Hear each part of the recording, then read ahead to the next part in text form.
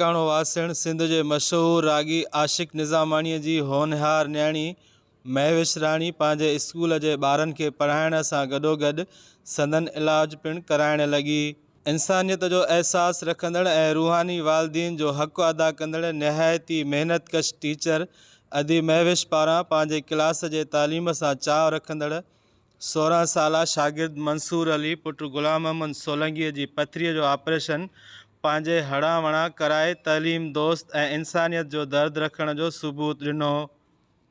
लाड़काणो जे तालके बाकराणी Faridabad boys high school में 10हीं class जी teacher अदी महविश ॿुधायो त मूंखे इंसानियत सां तमामु घणी मोहबत आहे। उस्ताद पंहिंजे शागिर्दनि जा रूहानी वालदीन हूंदा आहिनि, जॾहिं त संदनि ज़हनी तरबियत करण सां गॾु संदनि जिस्मानी सिहत जी सार संभाल लहण बि उस्ताद जी ज़िम्मेवारी आहे।